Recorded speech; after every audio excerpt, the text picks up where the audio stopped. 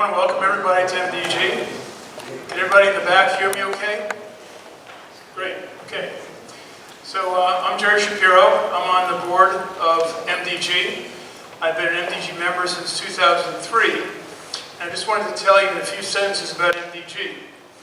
MDG is an educational organization, so we teach you all the things that you wanted to know but didn't learn in school. And we're also a networking group, so we all help each other. And we're also very much like a family. So if someone is in trouble and they need help, we help. If someone needs a job reference, we help. If someone needs a referral in business, we help. So when you join MDG, you're joining an organization of people that are like you, that want to help you, and that like you. So tonight we have the privilege of being led by Lisa Sasso. And tonight's meeting is going to be all about networking, transitioning, etc. Lisa will give you all the details. But I also want you to know about our next meeting, which is on September 4th, and it's on new and emerging point-of-care diagnostics. And there should be a little flyer outside that you picked up that describes that meeting. So let me tell you about a wonderful person that I've known for 15 years. Lisa Sasso is an MBA. She's a certified coach who empowers aspiring leaders and executives to achieve their personal and professional goals, maintain a work-life balance, and ultimately reach their greatest potential. She specializes in coaching medical device professionals. Now, Lisa is speaking from experience. Lisa was the CEO of a medical device company that made pressure wires and was very successful at that. So when she coaches you, it's not from theory, it's from her own experience. However, her work goes far beyond coaching individuals. She reaches out to people from all walks of life, people who read and benefit from her motivational messages that are posted monthly on her website. You can go to lisasasso.com and that'll redirect you to meddevpartners.com. From the young fledgling just out of college to the seasoned professional, Lisa is there to help them all. She's also an inspiring motivational speaker, a member of the National Speakers Association and Toastmasters International. She engages and delights a wide variety of audiences, including entrepreneurs and professionals, working mothers, and students. As an entrepreneur, she demonstrated her leadership skills during her 6-year tenure as president and CEO of Ratty Medical Systems, Incorporated, growing the company from inception to revenues of $28 million with profitability, and was recognized and ranked number 28 of 100 women-led businesses in Massachusetts in 2004. Lisa was the second president of the medical development group MDG and has been on MDG's board of directors for over a decade, where we've served together. Lisa earned a BBA in marketing and a BA in economics from the University of Massachusetts and an MBA from Bentley University, graduating with high distinction. She's married to her high school sweetheart, John, who's here today, and they have one child, John Robert, who's also here today. Was their little miracle son and is featured as the central figure in several chapters of Lisa's book, Motivation Now. When she's not working or spending time with her son and family, you can find Lisa taking photographs, journaling, or planning a party. And she's also such a wonderful person that if anybody in her neighborhood is in need, anybody in her family is in need, Lisa's the first one there to help them out. So with that, I'd like to introduce Lisa Sasso, a very good friend.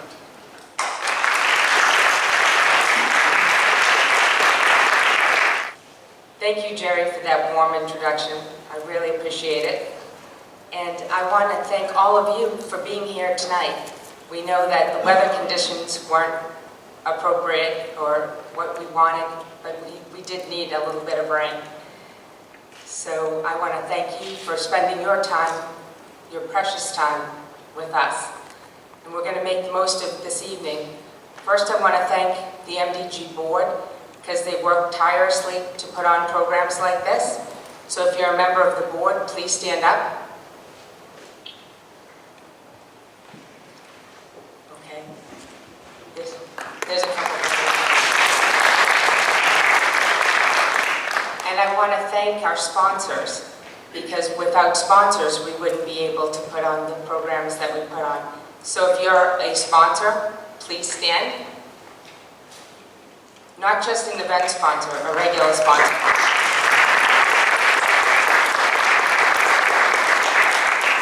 Excellent. We We have 3 event sponsors this evening, and they each will be given 1 minute to talk about their company.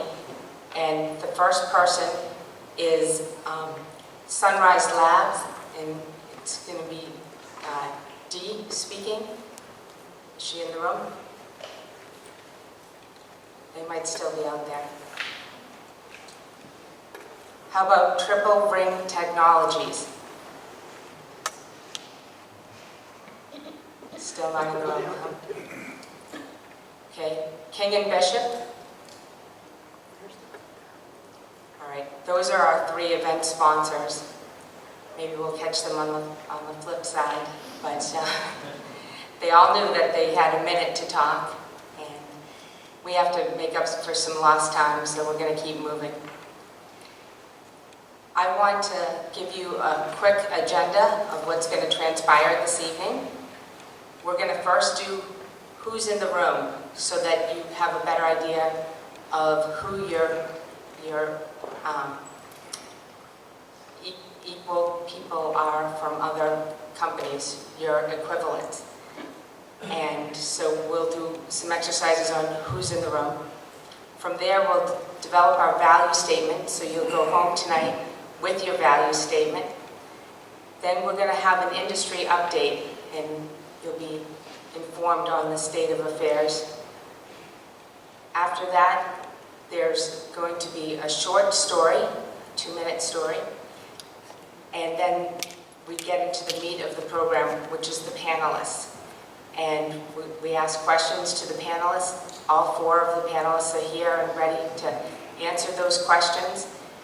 And then we have pearls of wisdom, which will be dropped in between some of the questions. So you will get a lot of learning out of tonight. Also, if you stay till the end of the presentation, which we will be going for the full 2 hours, but it will go fast and you'll learn a lot, I promise. But if you stay till the end, we have more than $500 worth of giveaways to share with you this evening. And for taking a survey and for giving your business card, you will be put in the drawing for this, which I'll come back to a little later. So, who is in the room? If I look around the room, how many people are here for their first time? Stand up.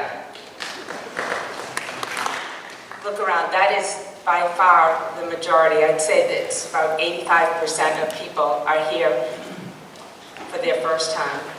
So congratulations. Whoever invited you did a good job getting you here. And now we hope to keep you engaged in MDG going forward. So how many people are in medical devices currently? If you've been in medical for 1 year or more, stand up. Now stay standing if you've been in medical for more than 5 years. Oh, we lost a bunch. How about 10 years? I'm still standing good. 15 years. Well, we're losing some more. 20 years. I'm still standing up here as well. 25. All right, we're going to stop it at that. Congratulations to Jerry and Phil for being the longest standing medical professionals this evening. Now that you know a little bit more about people, I want you to be able to relate to other people from similar industries. So if you're a marketeer, stand up. Can we have all the marketing people stand up? Now look around the room so you can see your fellow marketeers, and if you want to connect with them later, you can do that. Okay? Next is management. How many people are in management? Stand up. Okay? These are your fellow management people. Excellent. The next is finance and accounting. Stand up if you're in finance or accounting. Okay, we have 2 bean counters with us this evening. That's great. Clinical, RNs, MDs. I know we have 2 MDs on our panel. Excellent. Very good. Customer service. Any customer service? Okay. HR. No human resource, oh, 1 human resource person. Oh, 2. Okay. Attorneys. Do we have any attorneys in the room? Oh, there's 1. I think there's always 1. Now I have to be careful with what I'm going to say for the rest of the program. How about sales? Is there people in sales? Excellent. Very good. Consultants? People consulting? Good. Good number of consultants. Oh, they're popping up. They're remembering they're a consultant. Okay. IT. Anybody in IT? Good. There's 4 of you. Excellent. Scientists. Do we have any scientists in the room? Great. You're looking around to see where other scientists are so that you can meet up with them later, right? Service providers. Recruiters. Okay, up in the back and down in front. 2 people that you want to be able to meet and find. And last but not least, engineers. Do we have any engineers in the house? This by far is always the biggest group because MDG was founded by Martin Sklar and Mark Ettlinger and 2 other gentlemen, and they started it the day before 9/11. And it was started from these 4 engineers who thought that they should start a group that could help other people in networking and finding jobs and doing things, and it's grown into MDG, and it's a great place to be. Like Jerry said, it's like family. All right, thank you, engineers. Next, I just want to talk to you about this packet of information that you got. Everybody received a package when they came in today, because there is a worksheet that we're going to use when we do our value statement. That is the white sheet of paper. And there's also a yellow sheet of paper, and that's your survey. And on your survey, this is what I was saying, by the end, you turn it in your survey and you could be part of the drawing for the $500 worth of services and gifts. On this yellow piece of paper, now that you've identified who you are, on the back of the piece of paper, write what you stood up for, if it was engineer, marketeer, etc. And then feel free to, below it, put what you're looking for in terms of, you know, need to know somebody at Abiomed, or looking to get into SciTech, or whatever it is.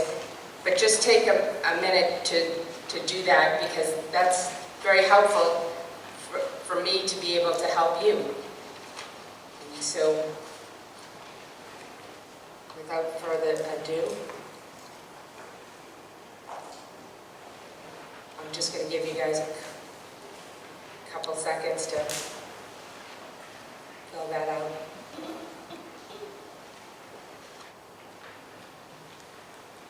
Okay.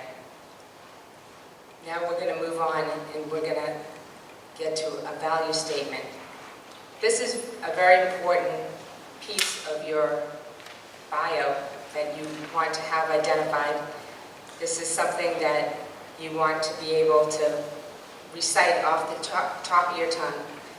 So you can see I put in the blanks on the white sheet of paper, but I, Lisa Sasso, empower medical device professionals to achieve their personal and professional goals with accountability, balance, and gratitude.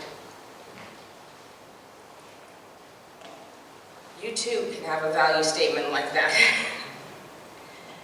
And I'm actually going to give you a little bit of time right now to fill in the blanks and work on your value statement. Because if you don't do it here, where are you going to do it? You're amongst friends. And when I see one or two people that seem to have something that they'd like to share, I'm going to invite them to come up and share their value statement. So feel free to look right at me if you would like to be called. And if I see the tops of everybody's heads, then I will call on somebody.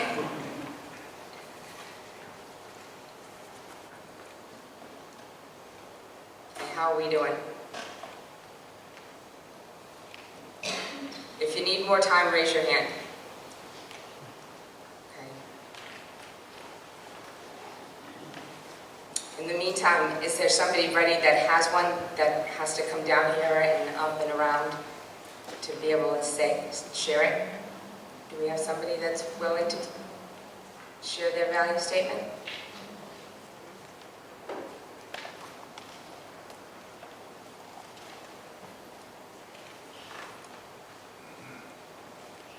Marie, would you like to share your value statement?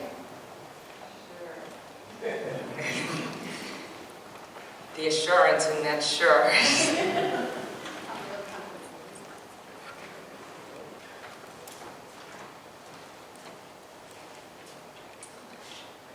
So I'm about to start working for a teeth whitening company. So I'm a Reach 58, help everyday people to shine a bit more with authenticity and enthusiasm. Very nice. Very nice. And Marie starts her new job on Monday, and she's been very active with MDG for years. And anybody that goes to Acton Networkers knows Marie and knows that Marie shares MDG events. Okay, do we have anybody else?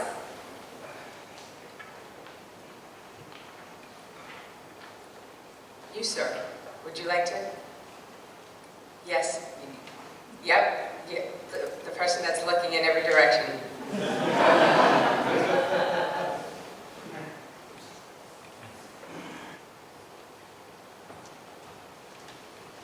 How you doing, Stephen? Good. How are you? Good. Good evening. My name is Stephen Wing. My value statement is I, Stephen Wing, help other fellow job seekers to achieve finding their dream jobs with their dream company. So I am a job seeker myself, but I think in the process of networking, try to help others. Excellent. Thank you. Okay, this way, when you go home tonight and you see your significant other, and they say, well, what did you get out of this networking thing?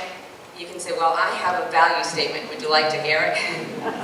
And I'm sure they'll be overwhelmed with excitement to hear your value statement. So, next I'd like to share an industry update. And this is taken from the medicaldesignsandoutsourcing.com. It's a recent study. I have all new information, new stats for everybody. And this looked at the 50 states and put the top 10 states together for medical devices.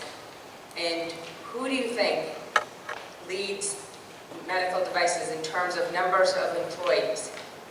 What state? Okay, I heard it. It's California. California employs 70,000 people in the medical device arena. Anybody know who number 2 is? Minnesota. I heard Alan over there. Minnesota is number 2. That's correct. And they employ 30,500 people in medical devices. Who's number 3? Massachusetts, can you believe it? Little old Massachusetts is number 3 in the lineup. We employ more than 15,000 medical device professionals. We are also number 3 in number of companies in the state. So we're ranked 3 for number of employees, and we're ranked 3 for number of companies.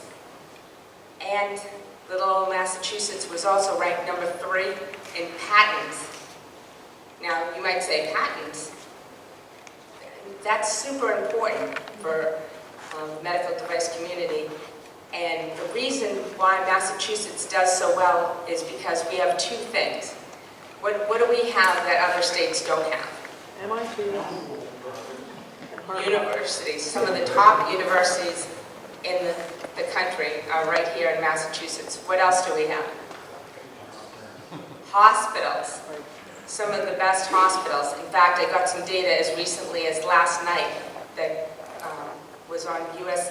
News and the Boston Globe yesterday, sharing that Mass General is number 2 for hospitals in the country. Right in our backyard, number 2. And also, Brigham and Women's is number 13. So we have great hospitals, great teaching hospitals, and we also have excellent universities. When looking at universities, there is 66% of the people who have some sort of degree. And that degree could be an associate degree or it could be a bachelor's, but 66% of the people, which is a fairly high number. 45% of those people have bachelor's degrees, and 25 of those people have STEM degrees. So, needless to say, we have an educated source of people here in Massachusetts that are drawn towards medical devices. And another area that's important in medical devices is VC funding. How do you think Massachusetts does with VC funding?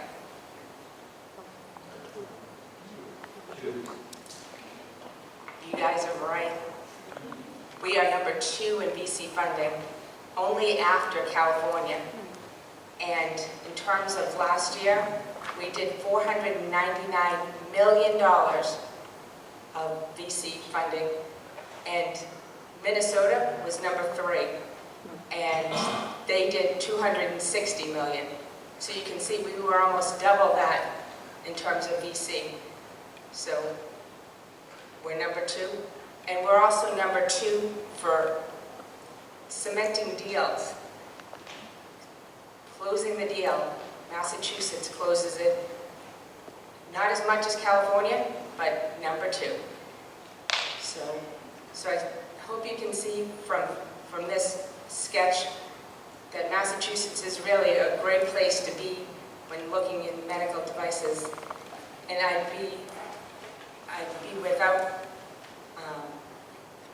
merit if I didn't share with you some of the big mergers and acquisitions that are going on or that have taken place in the last few years. We had Covidien and Medtronic. That was a $42 billion merger just a few years back. And then we had Thermo Fisher Scientific and Life Sciences, and that was a $14 billion deal. And then just recently in January of this year, Shire and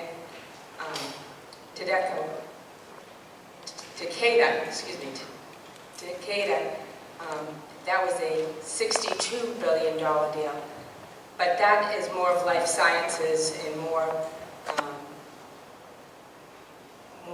on the pharmaceutical side than the device side. But I just wanted to share with you so you can see that even amongst life sciences, there's a lot of good things going on in Massachusetts.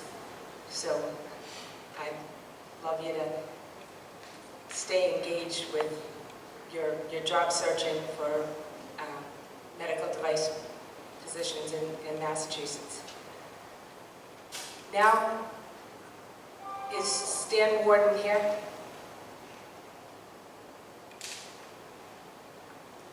Okay. He is our membership chair, and he is going to say a couple words about MDG. But I will wait. So we're moving quite along. We're going at a good pace. I think we're going to have plenty of time to talk to the panelists. I would like to welcome the panelists to come up right now to be able to sit down.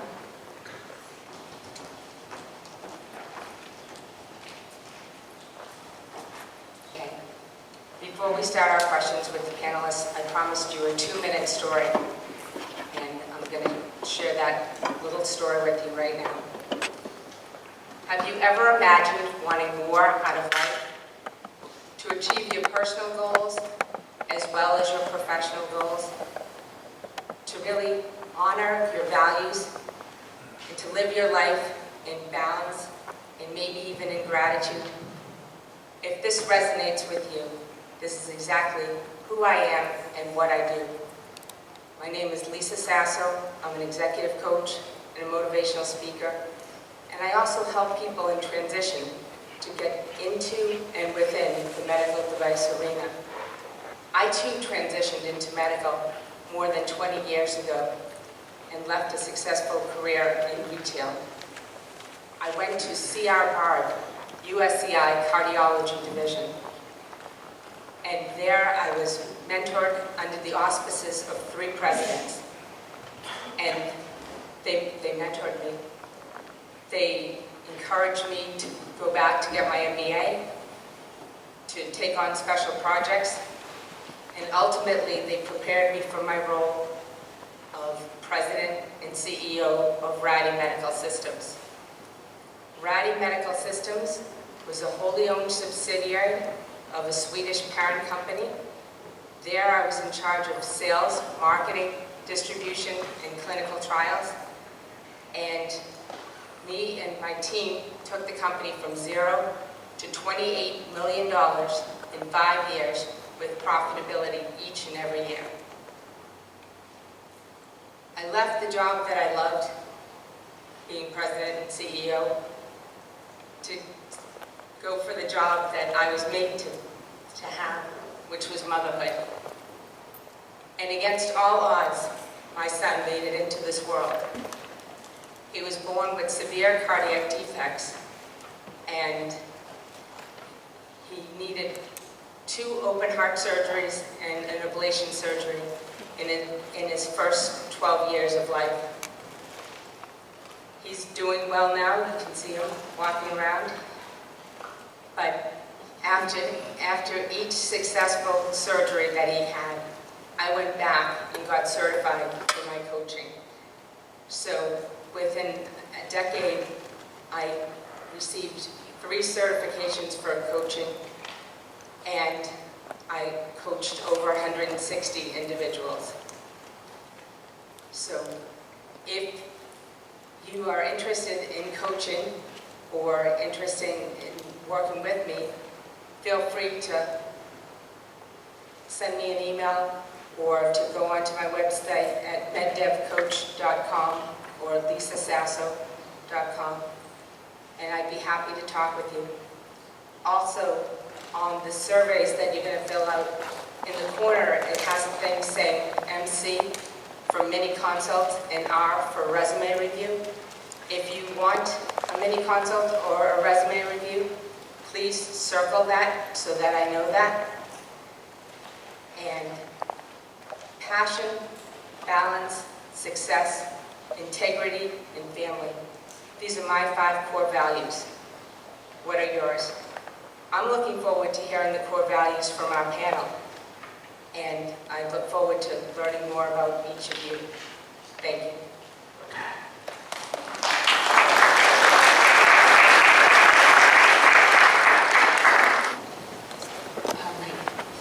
First thing we're going to do is we're just going to go around. We'll start with Kelly, and she's going to just give her name and her title, and where she works. And every one of the panelists are going to do that. Kelly Burke, I'm a program manager for product development, and I work in angiodynamics.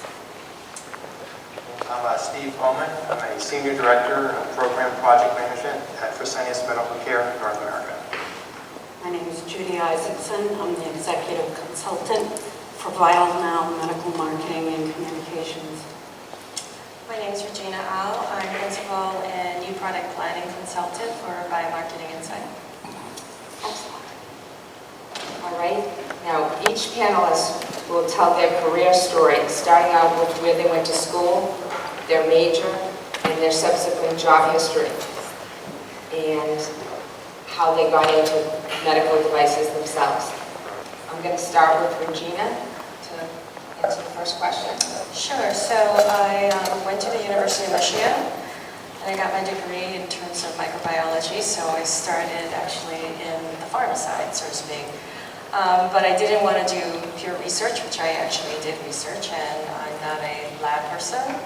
Love science, but don't like the isolation of a lab. And so I decided that, what can I do with my degree where I can interact with people. So I actually decided to join a pharmaceutical company, and the company was called Merck in their sales division, and I was their cardiovascular and infectious disease sales representative because of my background in microbiology. And I really loved working for a manufacturer company because I got to use my science background. I got to learn in terms of the pharmacology of drugs that we sold, learn about the diseases that are associated with the drugs that we sold, and be able to call in physicians and tell them about our new drugs, which at the time that I was working with Merck, we were very fortunate, I was very fortunate, that we were actually launching products every year. So that was really exciting if you've ever been in sales. And then as I was doing sales, I found that I always didn't realize or understood in respect to all the business decisions that were made. And I decided if I was going to be good in sales, I should actually learn the business aspects of a company. So I went back for my MBA. I worked full-time at Merck, and I did that part-time as far as getting my MBA. And I got very interested in terms of marketing while I was getting my MBA. So after my MBA, I also found that a lot of companies were going global, which right now everybody is global. So I wanted to actually hone my skills because I decided I wanted to focus on marketing. And I decided to go back for my master's in international management, which I'm very glad I did, because again, if you're going to be a good marketer, you have to know not just the US, but you have to know global strategy, everything that's global, which is very different than if you're just focusing on the US. So with that, I was fortunate enough to be able to transition into a medical device company. The first company that I joined was called Clinipatic Corporation, and we had OR products. And the reason, I guess I was lucky too, in a sense, to be able to transition to a medical device company because they were looking for someone who had marketing and sales experience and also had international experience, because I actually worked for a short, brief time actually overseas when I went back for my master's in international management, which if anybody knows the international schools, it's called Thunderbird, the Global School of Management. And my area of focus was China. So I worked a little bit in China, and of course my language is Mandarin. From there, I actually went to a biotech company, which is called Genzyme, which is now Sanofi. And from there, I also worked with Rady Medical, which is how I met Lisa. And I worked for some other companies called NNT Medical. I worked for a consulting company for a short period of time. And then I decided to go out on my own in terms of doing consulting, and that's what I'm doing right now. Thank you, Regina. Judy, would you tell us about yourself? I have a very different story. When I was leaving high school, I wanted to pursue music and work with the mentally retarded. And Long story short, I ended up studying music therapy at Regis College, and it was more medical than I expected. I had to study, to my surprise, anatomy and physiology, and I had lab requirements with numerous animals. And after Emmanuel, I moved to my first job, which was in Cambridge. And I started out as a secretary, specifically an engineering secretary, and I was the only woman, so there were no female engineers. And this company was CoStar at the time. I think they'd been acquired by Corning. And the product was disposable labware. And still very young, not realizing what I was doing. Unfortunately, I was laid off, and I moved to Spire Corporation in Bedford, Mass. And again, I was an executive secretary, and I was moving up. And worked for, again, the research and development department, where everyone was a man, again, and everyone had a PhD. There happened to be an opening in marketing, and it was offered to me, and I thought, I should really move. So I went and took the position, and after about a year or two doing this, I realized if I really want to go anywhere, I need to get a master's, just like Regina said. So I went to Simmons and got a master's in communications management.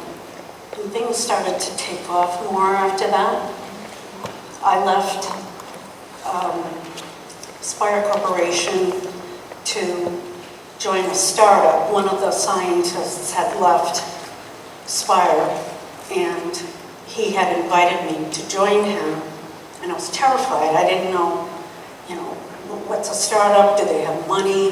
Now, I work with startups every day, and I was there for 2 years. I felt very frustrated, and I ended up opening up my own boutique marketing communications agency, which I had for 8 or 9 years. And most of my clients were startups, and before the bubble broke, I decided to close, and I ended up back in corporate in another startup, medical education. I was the VP of marketing, and I thought everything was going great until 9/11, and in December I lost my job. I was laid off again. So from there, since then, after I got laid off and losing a dear friend on that day, I went to Taiwan and I took another trip just to clear my head. And then I, by default, went into consulting. And I founded Vital Now. And I've been doing Vital Now. I've been running Vital Now for about 17 years. And it's been an interesting ride.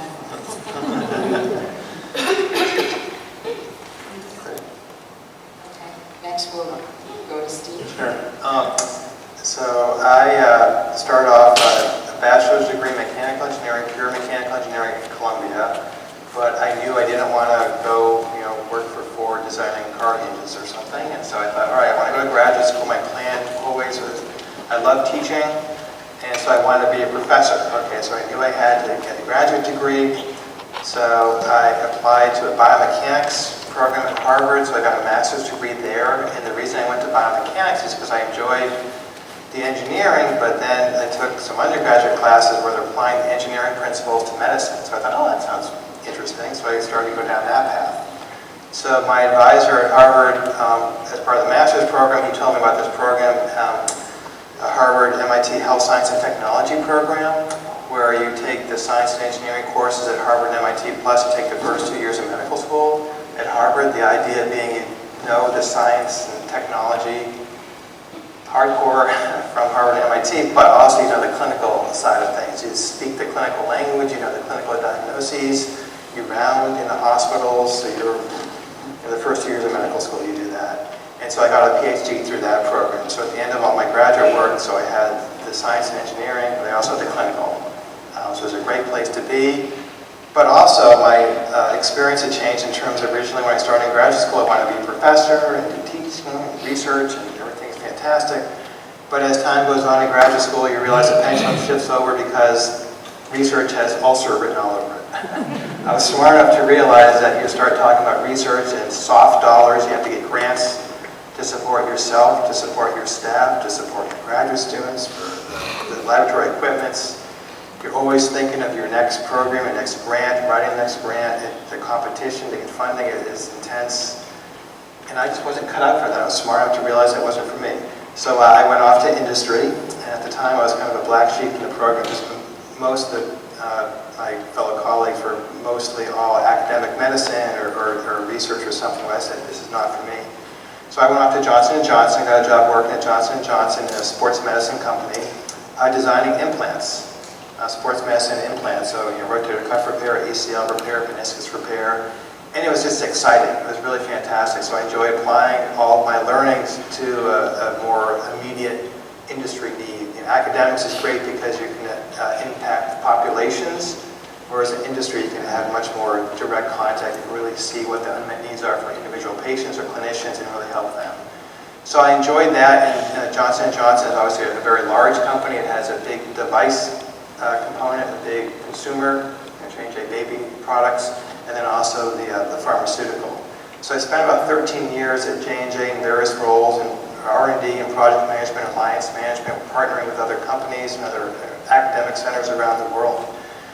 And then because of my background, J&J was getting more, at the time, early 2000s, in tissue engineering, regenerative medicine. So I worked in a group in that field for a few years. But again, the way businesses work, it's they know they want to be in that area, but then as time goes on, they realize, all right, the potential to spend $5 million, say, on a phase 1 clinical trial, that if it works, then you can spend $15 million on a phase 2, and that may fail. But if it works, then you can spend $50 million on a phase 3. The scale of funding and the risk was so large for a device sector as opposed to pharmaceutical. In J&J's infinite wisdom, they decided to disband this organization and put their efforts elsewhere. So after 13 years, I was let go from J&J. And this is a transition talk here. And so I know what that's like, and you think the sky is falling.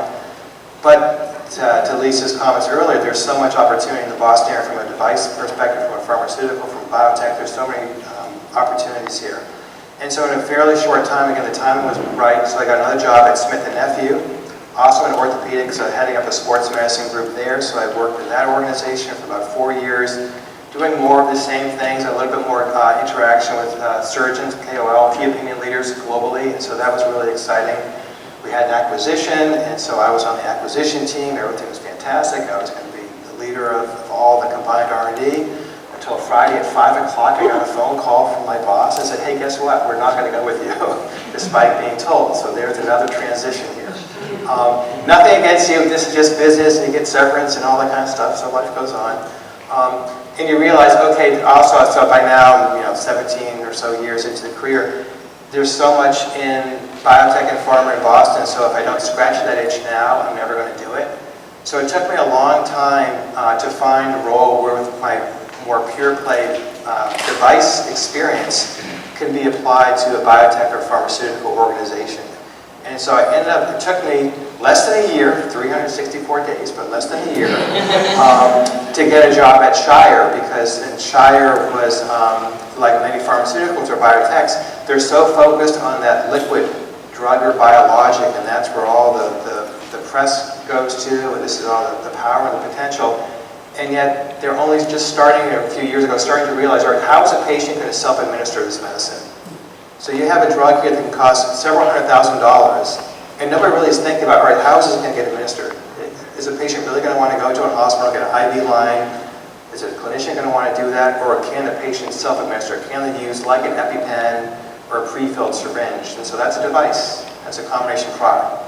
And so organizations starting to realize that they need to have bigger device groups or start to establish device groups in these pharmaceutical and biotech companies.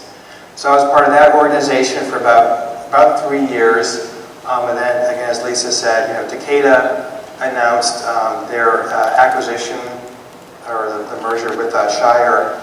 And at the same time, again, because it's Boston, there's so many opportunities, there are a lot of recruiters, and so you never turn down a recruiter's call because you never know. You could be happy today, but tomorrow you could be on the outside looking in. It's the networking.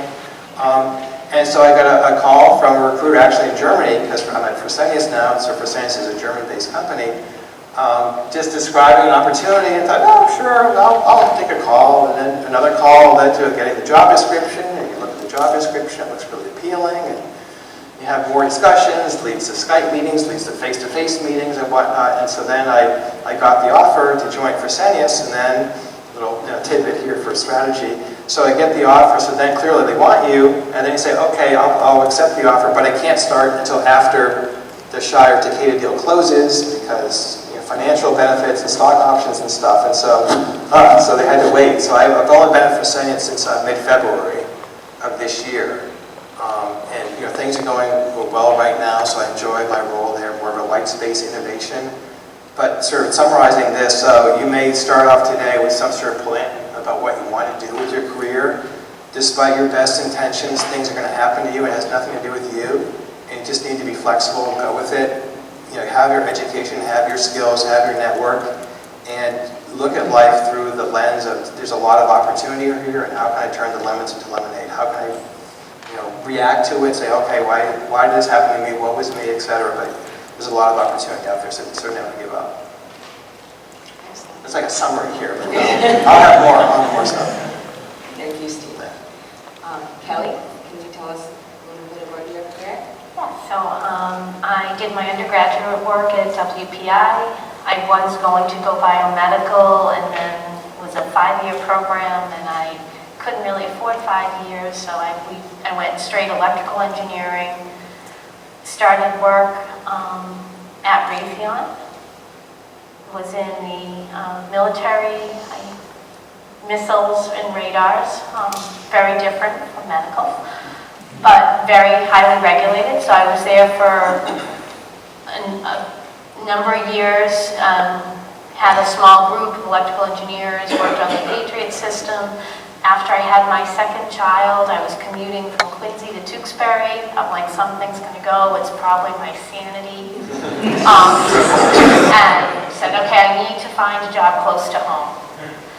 And I'm going to go there for 3 years till the kids sort of get into school, and then I'm going to move. I went to Haemonetics. They were in Braintree. They were very close for me. I knew nothing about medical device. During the interviews, they're like, we're a regulated industry. I'm like, you're not more regulated than missiles. Missiles are highly regulated. So I went into Haemonetics and was working with their supply chain team as an engineer to set up testing at where they're purchasing their products. Went through several different roles in operations, worked with the IT team and did an Oracle implementation for engineering and manufacturing. Then worked into the advanced engineering team, so we took new products and brought them into manufacturing. Moved into program management, which really, for myself, was a good change of not necessarily, I didn't want to do schematic capture anymore, ready to do something a little bit broader vision.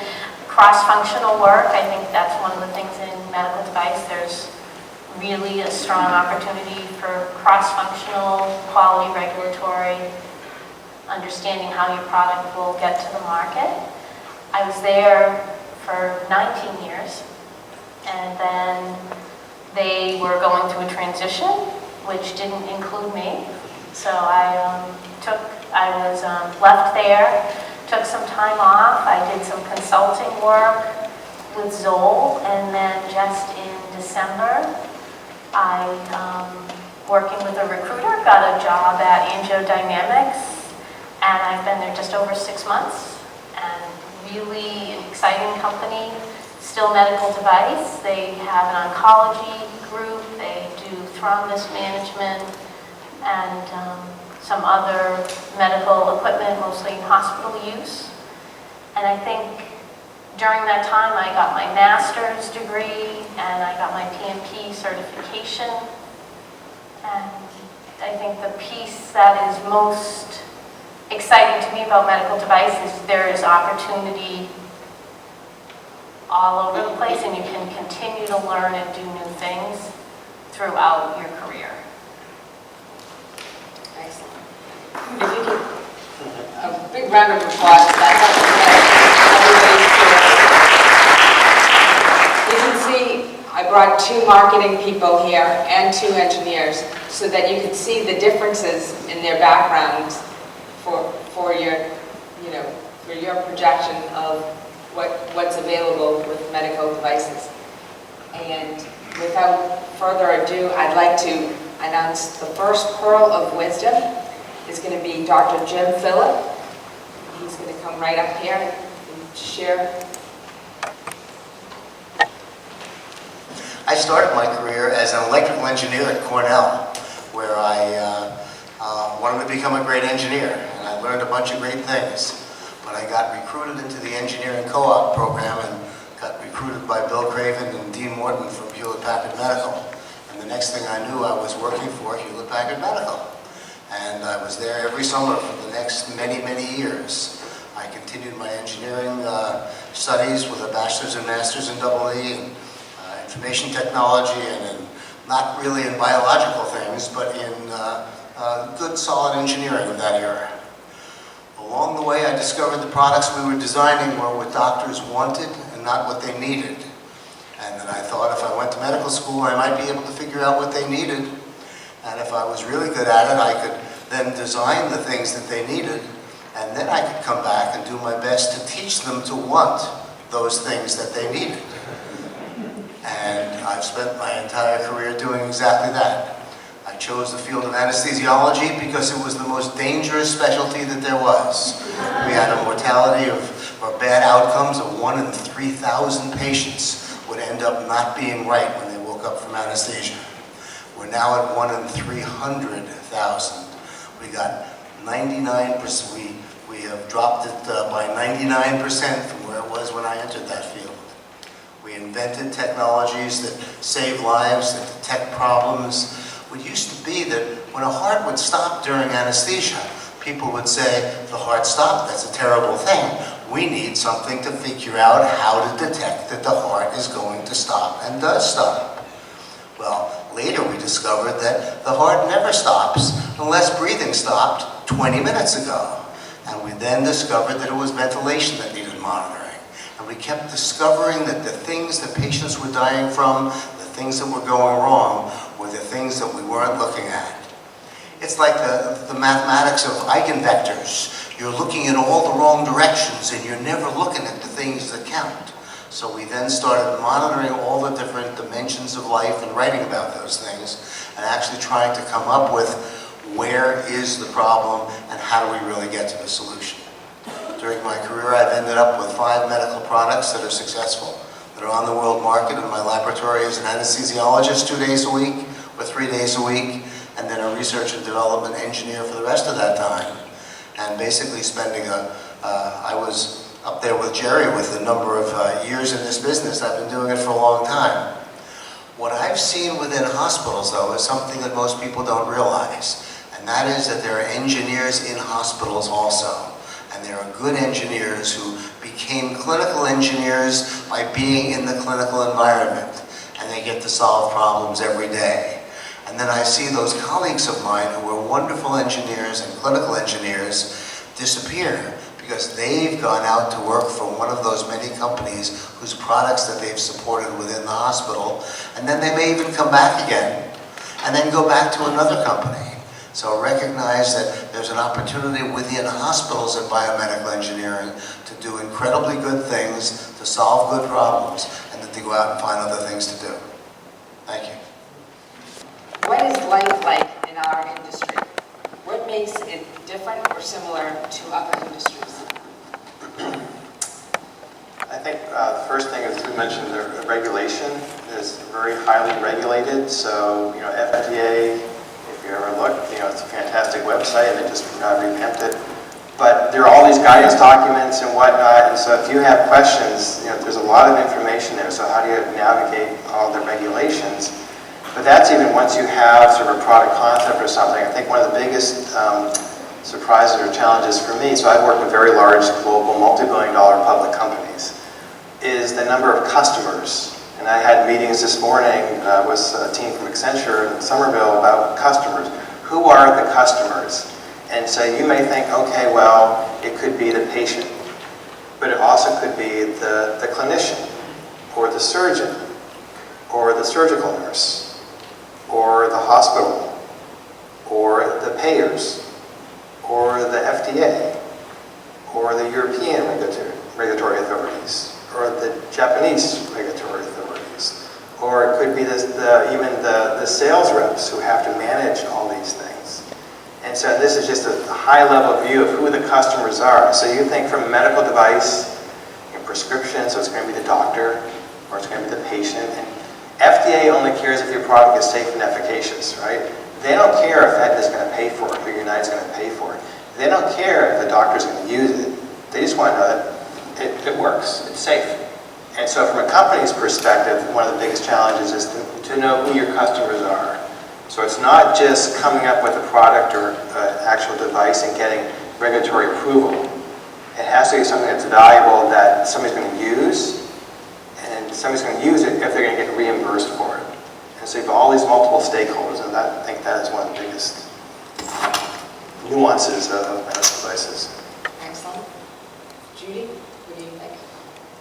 Definitely highly regulated. Even as a marketing communications professional, my copy has to be approved by regulatory and legal. It's somewhat of a conservative environment. It's not. You respect the industry. You come in and you look good in your respective industry. You learn a lot. Just what's been exciting for me is that I've been able to work within a lot of different therapeutic industries.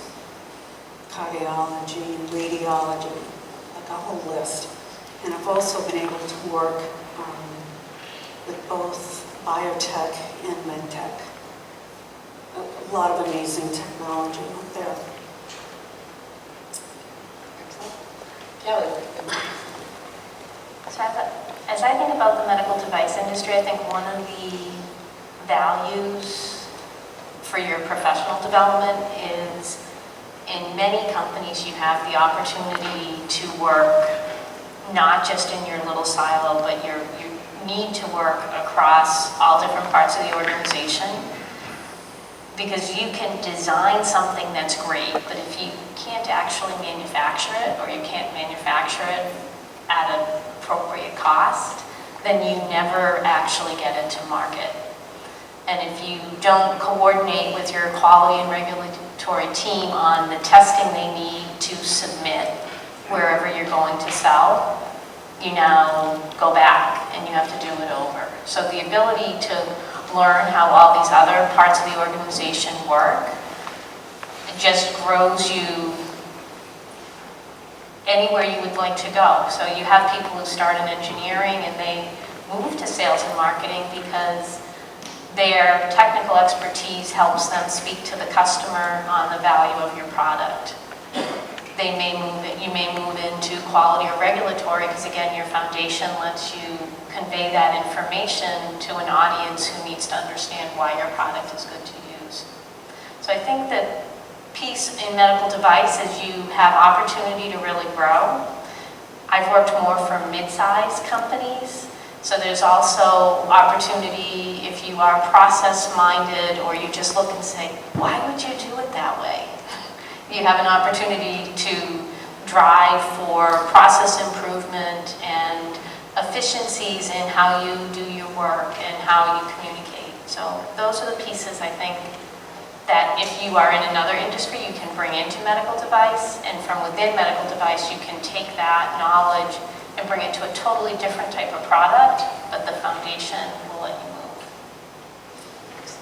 Thank you. Regina? I just wanted to add on to what Steve had said in terms of customers, being in marketing. You actually, the customers actually are probably the most important in terms of finding out what their needs are, particularly with the physicians, and in terms of getting their take in terms of what is needed. I mean, this is how you find out in terms of what is the unmet medical need. A lot of times, since I am a consultant and I work with companies of various sizes, I always get asked, what do I start first? Do I start with the technology first, or do I start with the unmet medical need? And my answer is always, you start with the technology first, because you, excuse me, the other way around. I was trying to see if you were listening. Is to start with the unmet medical need, because if you start with the unmet medical need, you can always find a solution, and you can always find a technology that goes along with it. But you know what you're looking for. If you build a technology and you're looking for a problem, it's a lot harder, because now, it's like, okay, where is this technology going to fit in? But the way to find that is really talking to your customers. And Steve had said 5, you actually have 7. At least that's the way that I help in terms of companies. So in addition to the patient, the physician, the patient, but the patient always comes first. You have your regulatory, you have, the other healthcare professionals, particularly if it's in a hospital. You have your reimbursement, which is becoming more and more critical. But if you listen to the news, legislation is interfering, so to speak, and they're putting all these stipulations in terms of bills and legislation. And today, which they never had a voice before, patient advocacy groups can influence, because they'll go to the legislator, and they'll, ask us, why can't we have this product, or we need this type of product, and particularly now, where there's so much focus on rare diseases, and you can have a device even for a rare disease, depending on what it is. A lot of times it may be a drug, but people are speaking up, and so they have an influence. So when you look at it in terms from a commercial / business / marketing perspective, you have to take all those things into consideration, and you have to look at it in terms of where's the market going, where's the technology going. So it's really important in terms of understanding the market. If you understand the market, you can bring the solution to the product. And if you don't get buy-in from any one of your stakeholders, you're not going to get that product on the market. It's not going to be available. But it's still very exciting, even though I just said all that thing. But if you know if you know these are the things you can do, you can tackle these things. And you can make it so your product is successful. And one of the things I love about this industry, and I've been in for my whole career, is that you really are making a difference, even if it's just a small piece. But you're contributing to the product that's out there that's helping people, whether it's a drug, it's a device, it's a diagnostic. And early in my career, I've been approached with people from the high-tech side. It says, oh, come on over to high-tech. And I'm like, well, why do I want to go to high-tech? I mean, what is there in high-tech? Needless that I know, high-tech would play a big part now in the life sciences, and you will see a lot of crossover where the lines have been blurred. So with devices, high-tech has always been in here, but in combination products, you have, drug delivery, which is considered device, and you have a drug. So the lines are blurring, and in terms of digital, which is now becoming big, digital is actually being used in pharma companies as well. It may not necessarily be used in terms of the drug, but they're using it for drug trials, in terms of keeping track of the patients, in terms of the vital signs. Remote monitoring, which is a device, is becoming more and more popular, in terms of physicians being able to either diagnose patients in real time, which sometimes you can't, because by the time you get to a doctor's office, all those symptoms that you had somehow disappears, and they're saying, well, what are you feeling? And you're saying, well, I feel this, but you can't really describe it because, again, you're not feeling it at the moment.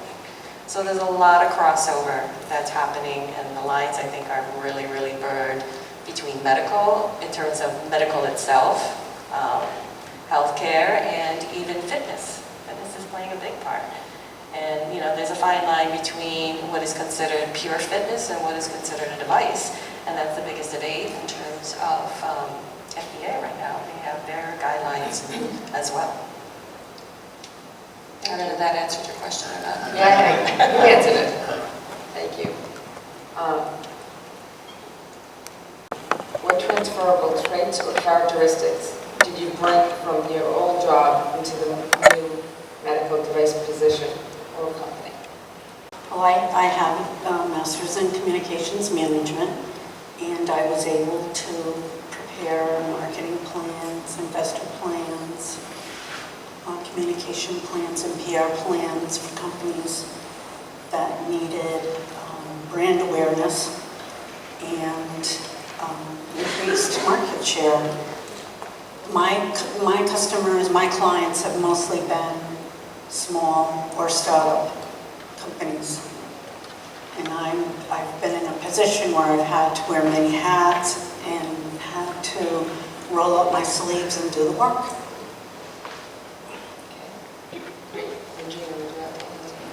Sure. I think from a business, or at least from a marketing perspective, since this is what I've been doing for a long time, I know when I first started, they were saying, you know, pharma's pharma. It's not the same as biotech, or medical device is not the same as, you know, pharma, and it's just very different, and then you can't have any crossover. And people used to say, oh, when you worked in medical device, you couldn't work in pharma. And while that may be true in terms of hardcore science, so if you are even within the pharma company, if you're a biologist, you really can't do chemistry and vice versa. Or if you are, say, a mechanical engineer, you really can't do drugs in terms of the drug development itself, minus the drug delivery part of it. But from a marketing perspective, I've been in all four in terms of biotech, pharma, medical device, diagnostics, and even e-health. And in terms of what we do as marketers, it's really about the process. It's not so much about hardcore science and that you can't transfer skills. And so when you think about how I approach each industry, so to speak, well, I lump everything into as far as life sciences. We all have the same customers. We all have the same, we have reimbursement, we have regulation. And while the products are different and the regulation may be different because the products are different, the approach is the same. And how you would, go about in terms of finding, the unmet medical need, getting the voice of the customer, the strategy, it's transfer across all four, in my opinion. And I think in terms of marketing, it's also transfer really to any industry.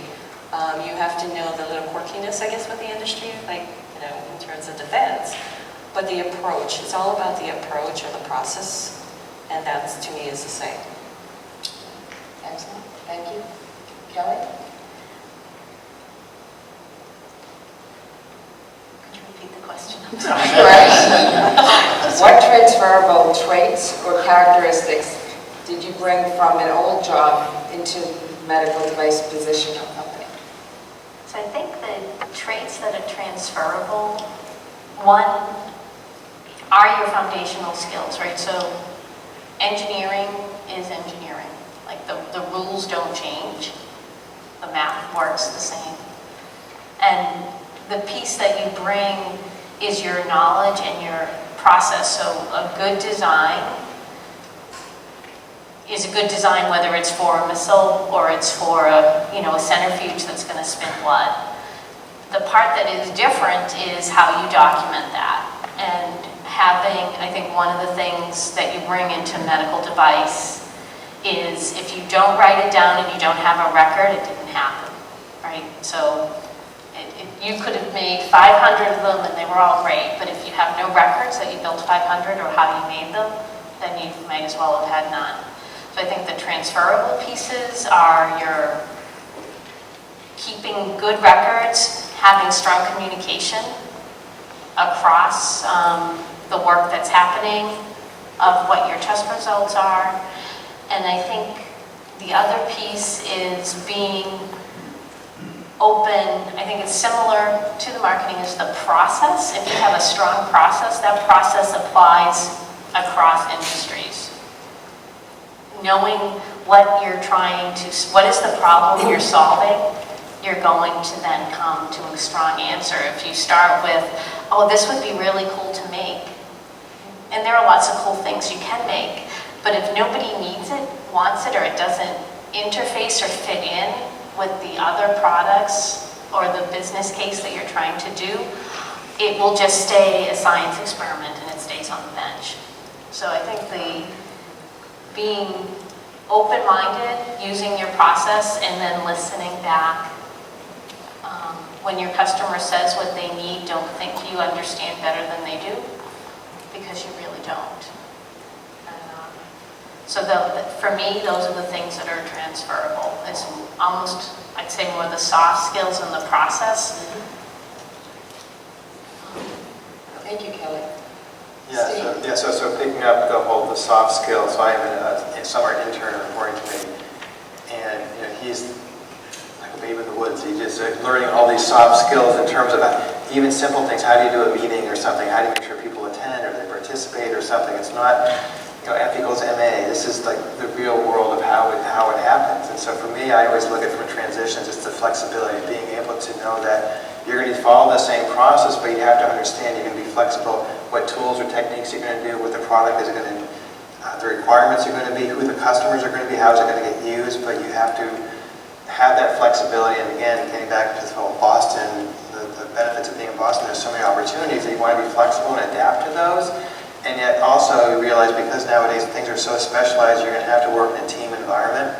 So cross-functional teamwork, the powers of you're not going to develop this, you're going to work in conjunction with a whole plethora of other individuals who all are wearing multiple hats to highlight various aspects of a successful design and commercialization. You're one cog in a very big wheel, but a very important cog. And so for me, the skills are just to have that flexibility to understand that you're going to be part of a much bigger global cross-functional team. But when you're on a really good team, you know this either from your previous work, your current work, schooling. If you're on a really good team, you know it, and it feels really good. There's nothing you can't do. And we've also been on teams that are much inferior to that, where you don't have people stepping up to the plate, where it's about themselves. They're not going to help somebody to the left or to their right. You want to be in a high-performing team, and I've been fortunate to be in a couple of high-performing teams. It's just fantastic. You can't wait to get to work in the morning.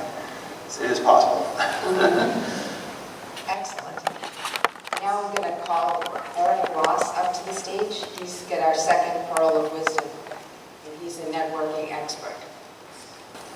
How many people in this room this evening are seeking to transition into the medical device industry from another industry and above the entry level? If you're seeking to transition above the entry level, please raise your hands. It's a good portion of the number of folks who are here. Transitioning into a new industry is always challenging.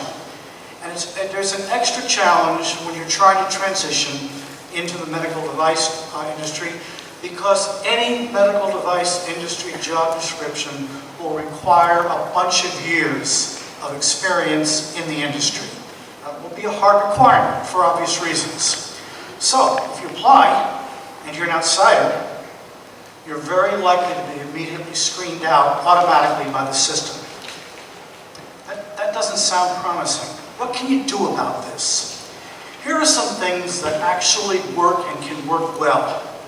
The first is to apply to a job and concurrently find a way around the screening process. I call that augmented application. A second approach is somehow reach out to multiple hiring managers in the industries, each long before there is a job available. That would be pre-establishing a presence in your target market. In the first augmented application, you're being reactive. You're reacting to a posting. And what you do is you find or develop an internal or external connection to the hiring manager. And it's not quite as simple as it sounds, but it is straightforward.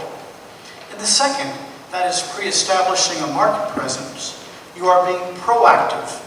you continuously build a base of multiple personal connections in the industry. I strongly recommend, if you are one of the people who raised your hand seeking to transition into the industry, that you seriously consider doing both. And there are several ways to do these. I'll touch upon a couple so you have something actionable when you leave here tonight. For the augmented job application, you need to network to people who are connected to the hiring manager, either via online networking or by relationship networking. Another thing you can seek is to find and make get a third-party direct promotion of your candidacy to the hiring manager. Those are just a couple. Looking at how to establish a broad market presence and thus access the jobs before they exist. Relationship networking is probably the most powerful tool for that. You also can do cold contact prospecting. That works. Now, there isn't time, obviously, to go over how you do all these different things, but I want to give you a few additional takeaways that will help you if you are indeed seeking to transition from the outside. Good networking requires a relationship mindset, not a hire me mindset.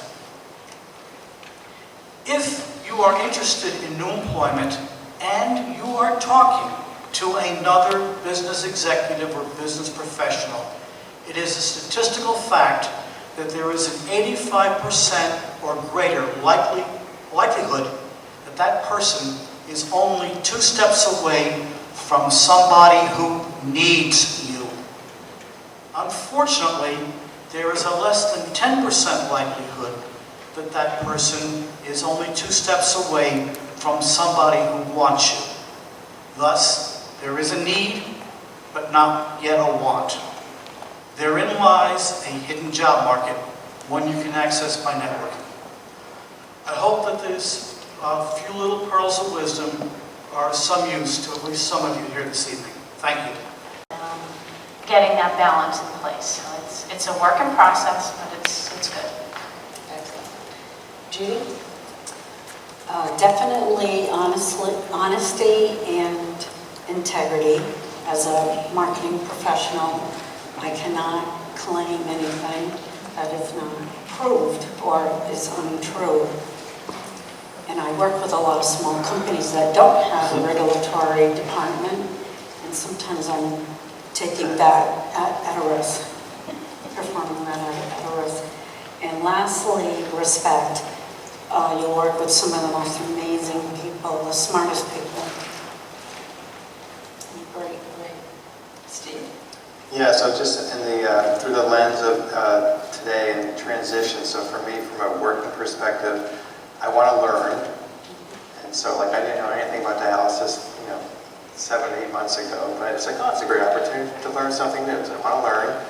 I want to love my job, and I love my job, and I've had a fantastic career, and I hope to keep going, but you have to like what you do. And third is I like helping others, and so I've been very successful with that. So I got 2 teenage boys. I say you have to like what you do, and if you like what you do, it's really not work. So I've been fortunate with that. Well, actually, I have 4 words in mind, but then I'll put 2 together. So the first one, I would say, is more in terms of a career, which is putting the patient first. And I say that, and I've carried this out through my whole career, because I first started off with Merck. And not that I knew George Merck at that time, because he was actually way before, but the philosophy in terms of what he believes in, that is, you put a manufacturer, a pharma company is a business as well. But he says if you put the patients first, the profits will follow. And that has always resonated with me in terms of being in this industry, and I've always followed that in terms of whatever career I've been in. And I find that people appreciate that in terms, and also when it comes to marketing, because really it's about the patient. How are you going to make them feel better? Yes, you have to navigate your way through all the regulatory, the reimbursement, and etc. But the premise in terms of people actually having FDA approval or actually reimbursement is how are you going to make the patient better? And I've seen where, you know, people have been hired in terms of saying, okay, it's a business, so we're going to look at it purely on a business perspective. And it doesn't work out because you're just looking at it as it's a business, you're just selling a widget. And if you think that way, you're not going to really put the, you know, it's not really putting the patient first, and it's not going to help you in terms of being successful.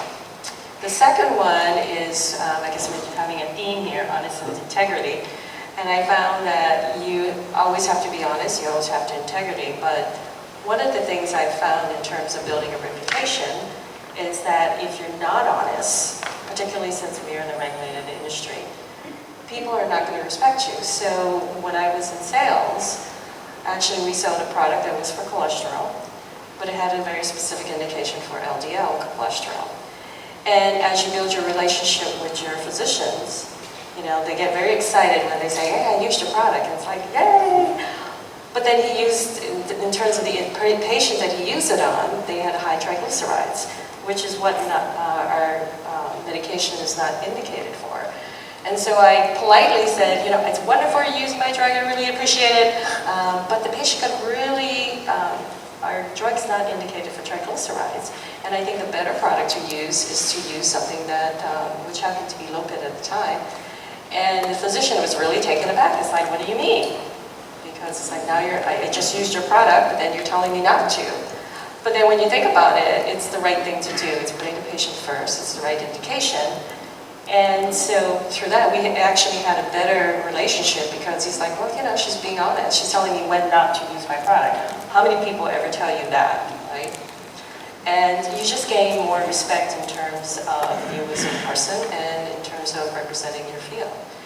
And the last one is probably because I'm a consultant, and that is work ethics. Because as a consultant, you have to manage your time, and you have to be organized, and you really have to get the job done. So if you say to someone that you're going to get the job done by X date, you get that done by that date. You know, you don't put it off, you don't say, oh, I forgot, the dog ate my homework. But they'll respect you a lot more because they can count on you that you're going to get the job done. And if you do the best job that you can possibly do, that's going to build your reputation as well. So even if you have to stay up nights, and you're not going to do it every night, or you have to work on the weekends, do it to get the job done. Because there's one thing that people don't like. I mean, everyone's on a deadline. And if you're not coming in on your deadline, that holds somebody else up. And then people get very upset because they're not meeting, you know, their deadlines, and particularly if it's a milestone, people get more upset.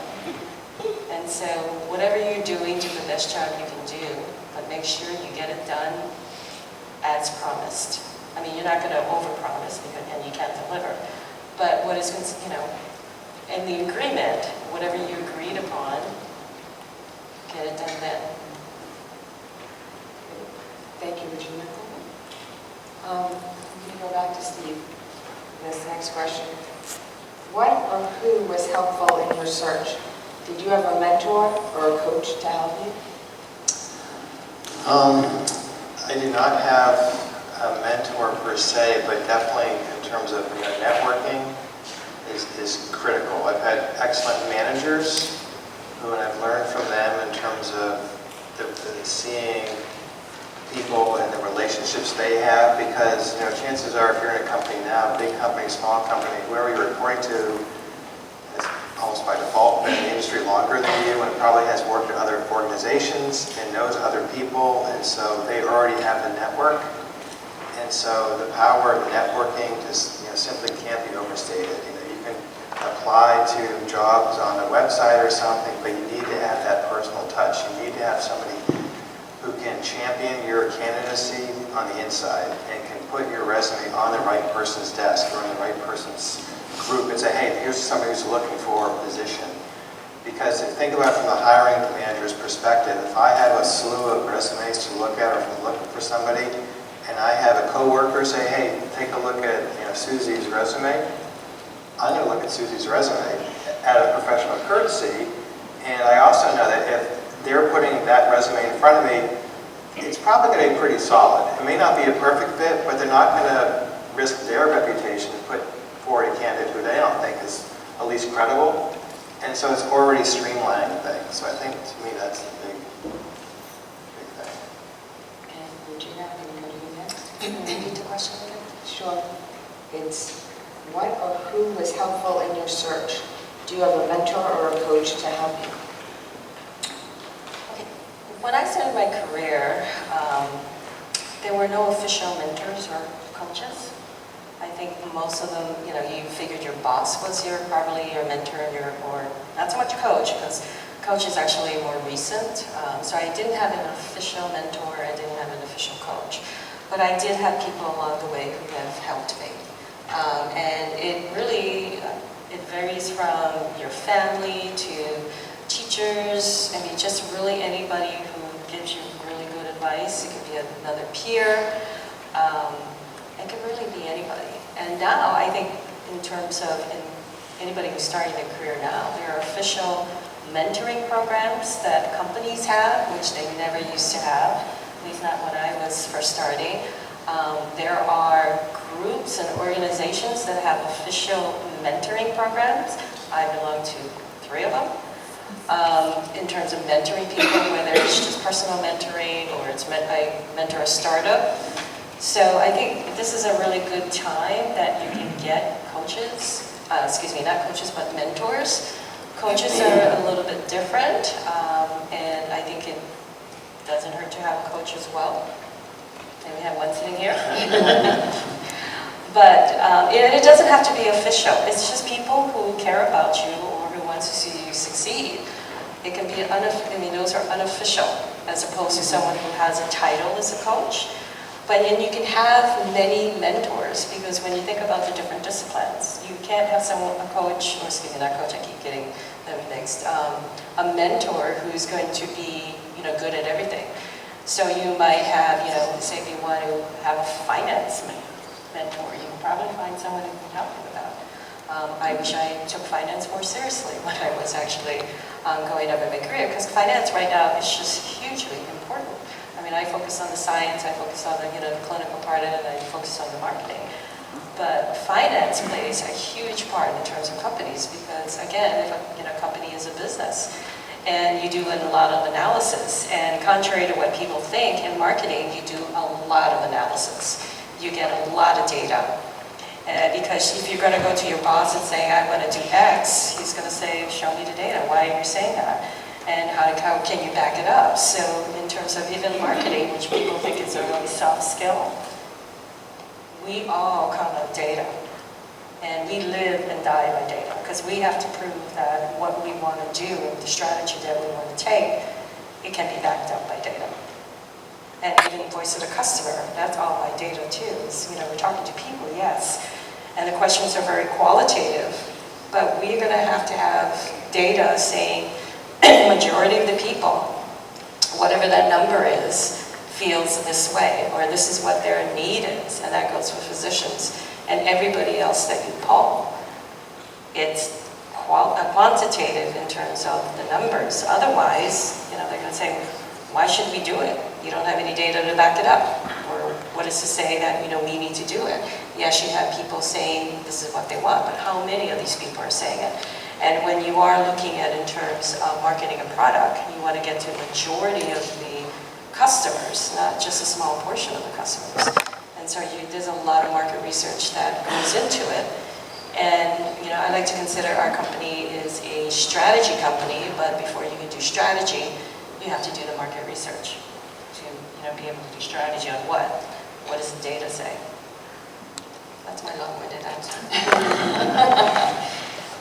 Judy, I did not have a coach, nor did I have a mentor, but I did turn to co-workers, especially those scientists that I worked with earlier in my career, and networking, all the people, since being on my own, all the networking and the people that I've met, I've turned to them as well, and they're happy to help me if I'm not specialist in a particular field.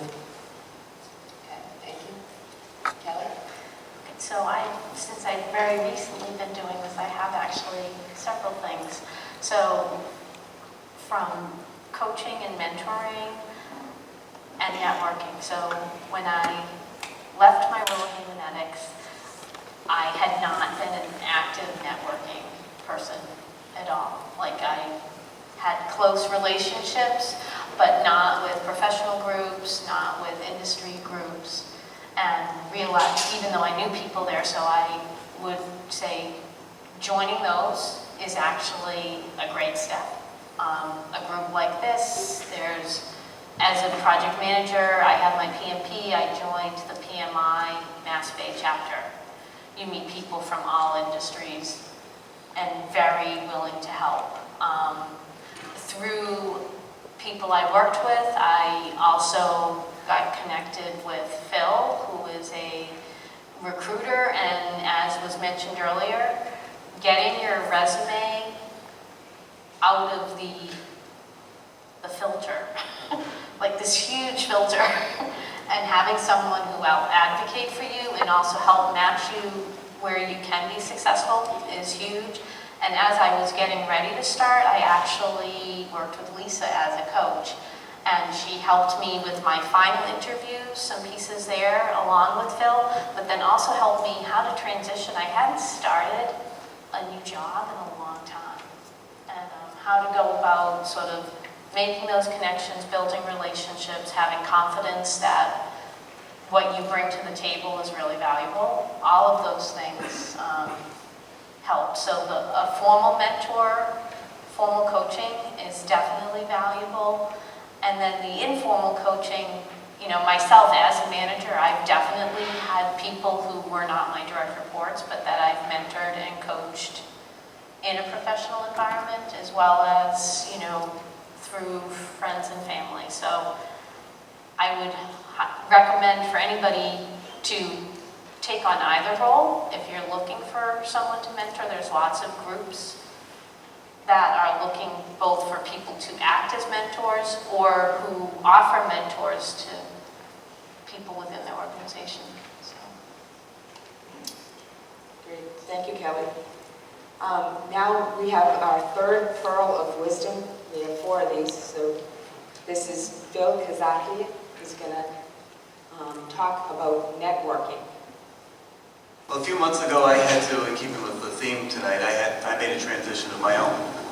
I was at a job that at the time was just not, on the whole, not working well for me. I liked my manager, I enjoyed the people I worked with, but I wasn't quite getting to do exactly what I wanted to do. So, while this was not my first time trying to go and leave a current employer, it was certainly the best experience of those that I've had, because I actually had, unlike my prior times, a plan of action, a series of actions that I think made this a lot smoother and led to a good outcome a lot quicker. And so hopefully, if you're ever in that position, some of this can help you out there. We always talk about updating your resume, but that's only the first and a necessary step, and that after that, everything is much more important. Having a set of target companies is perhaps more important in a situation like this, because it's not a good idea to broadcast your intentions to the world. And LinkedIn can help here in addition to the obvious way, because LinkedIn has a great jobs feature where you can then find out about some companies where, A, they're hiring with what you would do, but also you might find you have some connections there. Furthermore, when you look through your connections, you may find that there's a company you hadn't really thought much about that you knew of and isn't on your target list, but you might go and look into it. That actually happened for me, and I got an interview and even got a job offer from this particular place. This leads right into where you want to use your network. And once you know that you've made this decision, you want to put feelers out to people within your network that you trust. This usually takes on the form of people like your references, past managers that you've worked for, recruiters that you trust, basically anybody who's well connected, but also who you trust not to leak this out. And once all of that has gotten the ball rolling, when you're doing your preparation for when you finally get interviews, an important tip is to make sure you're prepared to answer the question of why you want to leave the company, because you are guaranteed to be asked that question. You want to stay positive. In my case, it was easy because I could mention that I really enjoyed my manager, and I also enjoyed the people that I worked with. So, and I also gained quite a bit as well. And throughout all of this, my network came in very handy because there were a few trusted people that I was able to keep up to date on what I was doing. And then they were the first I at least let them know before I knew let my manager know. And at that point, I was able to take a deep breath and let the world know. So thank you. Have a good evening, everyone. Okay, this is my final question to the panel. We're going to also open it up so you can ask the panel questions. But after this, we have one final pearl of wisdom, and then we'll open it up. What would you advise people wanting to get into the industry? The industry is going through a lot of changes, particularly since legislation is focused on healthcare. But as far as getting into, the medical device industry, if you can bring some of the things that we talked about in terms of transferable skills, it's more, before it's like how smart you are, and they says what's your IQ, instead of saying what your IQ is, but now the emphasis on EQ or emotional intelligence. And when you think about what's happening in terms of the larger companies, you have to work on teams. If you don't have EQ, which is really working as a team, managing a team, and it's really hard to, if you're a manager and you're going to manage a team, you have so many different personalities. And the way to, how do you motivate them? And how do you, get them to do what you want to do? Besides the fact that you're their manager. But really is understanding them. And like anything else, then you'll understand what motivates them. And to really get their buy-in, you sort of have to understand them. And sometimes you may have to change your behavior to kind of fit their behavior. And those are the soft skills that if you can do that, you can really work for any company. Because companies are looking for people with the soft skills. In fact, that's what they're emphasizing right now. And I think right now is a great time where the technology, both in pharma, biotech, medical diagnostics, is really taking off. So I see in terms of being in industry, it takes 10 years and all of a sudden you have this huge growth curve where the technology is so advanced and there's a lot of things that are happening. There's a lot of crossover between pharma, biotech, and medical devices. Like I says, digital health is getting a lot of attention not in terms of medical devices, but also playing a part in terms of pharmaceuticals. So if you're in any type of software, this is a great time to do it because they're looking for people. Cybersecurity is huge. Doesn't matter which industry you're in. Just in terms of bioinformatics, how do you handle data? People talk about AI. It's managing big data. And if you're good at that in terms of analytical skills, in terms of processes, they're going to look for you. Right now they're hiring people that you would traditionally not have hired before. And it's all on the tech side, really, because this is a new field. And so if you have those skills or engineering skills that, is closely matched in terms of being transferable, they'll look for you. You're good with numbers, you're good at analyzing. That's what they're looking for because we have all this data. The industry can generate a mountain of data, but the question becomes, what do you do with the data? Are you asking the right questions? So if you're very analytical in that respect, you can help, and that's what they're looking for. It doesn't matter in terms of, what you started off with a degree. They're looking for those types of skills. Steve? Yeah, so teeing off on what was said in terms of the flexibility. So for me, I think with respect to everything's now more personalized medicine is kind of the buzzword, and so we're migrating from a more traditional medical device to now getting more software or digital health or Internet of Things applications and big data and emotional intelligence and the softer skills. So there's a whole range of activities that I think people can contribute to, and I think that's part of the excitement because no matter where you're coming from your previous work or career or formal education, many times people can appreciate if you have a good head on your shoulders and you can add value to the current organization's mission and what they're looking to do. That can be your opportunity to really shine. Many times we'll have these programs that, I didn't know anything about dialysis, and yet I got hired. And part of the reason I got hired was because I didn't know anything about dialysis. So in some of these slides online, you're probably zoning out and looking at the slides. So Fresenius, world's largest provider of dialysis and machines. There are people who have been in Fresenius for 30, 40 years. And so on the one hand, it's great. They have great experiences. But the other hand is this is how they've been doing it for years, and they're world leaders, so why would they change? My role, I got hired, is because I don't have any preconceived notion. I don't know anything about dialysis other than what I learned in school. And so they want to have people who have no experience. I mean, people who come with a fresh perspective, don't have any baggage, can really look at what is that unmet need, what are the opportunities, what are competitors doing, and I don't necessarily poo-poo them because, oh, 5 years ago they did this and they don't know what they're doing, but I can really look at things based on the data, based on the facts, based on the current climate. And so you need to come at things with a fresh perspective. So I think for me, in terms of flexibility, that fresh perspective, and there's a whole slew of things for any organization that you can do with the right background. And so again, I think just people should seize in this moment, seize the opportunities that are out there, because there's a lot out there. Thanks, Steve. Kelly? So I would agree very similarly, and within any medical device company, they still have all the other functions, right? So whether if you are in HR, medical device needs HR, and you're looking for people who can bring value, and that is around your experience and your process knowledge. So if there's a good way to do that, and you can bring that and engage it into your new organization, you're going to be somebody they want to bring in. I think the other pieces are, as the industry is really changing, like 5 years ago, everybody didn't have a Twitter account, right? But now companies, they have a Twitter account, and they're looking for someone who can write those cute little blurbs and send them out, and oh, we're going to be at this show, and they have their digital footprint and their social media piece is growing. That is not something, 10 years ago, who would have thought you would come to a medical device company and do social media?